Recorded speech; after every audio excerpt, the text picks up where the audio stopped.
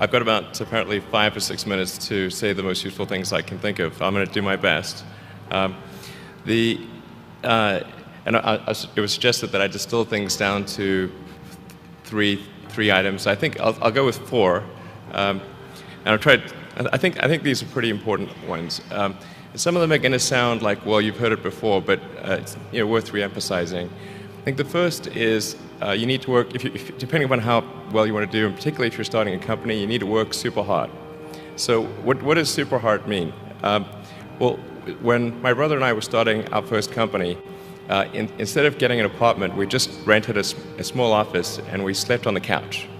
And we showered at the YMCA, and we're so hot up we had just one computer. So the website was up during the day, and I was coding at night, 7 days a week, all the time. And I sort of briefly had a girlfriend in that period, and in order to be with me, she had to sleep in the office. So work hard, like every waking hour. That's the thing I would say, particularly if you're starting a company.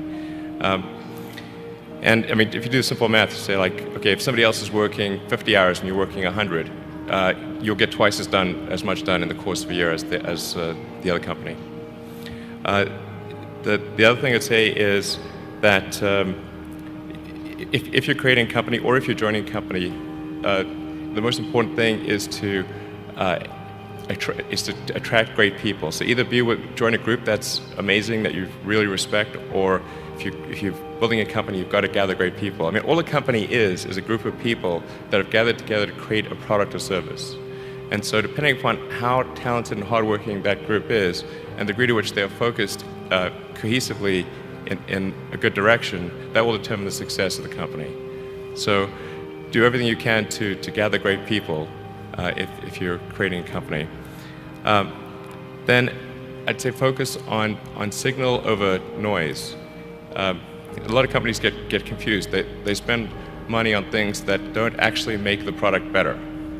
So, for example, at Tesla, we've never spent any money on advertising.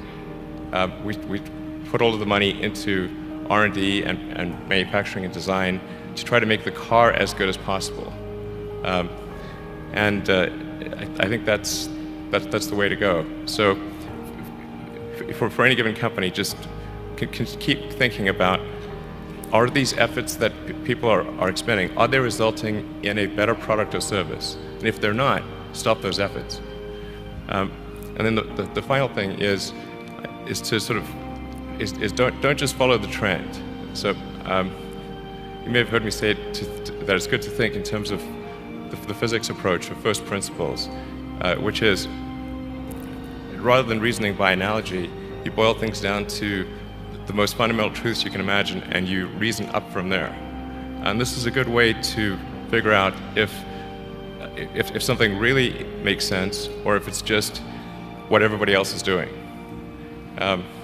It's hard to think that way. You can't think that way about everything. It takes a lot of effort. But if you're trying to do something new, it's the best way to think. And that framework was developed by physicists to figure out counterintuitive things like quantum mechanics. So it's really a powerful method.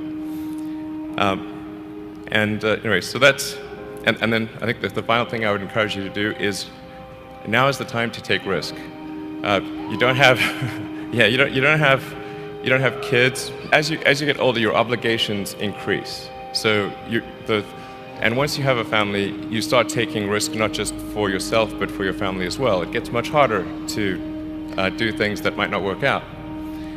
So now is the time to do that before you have those obligations. So I would encourage you to take risks now. Do something bold.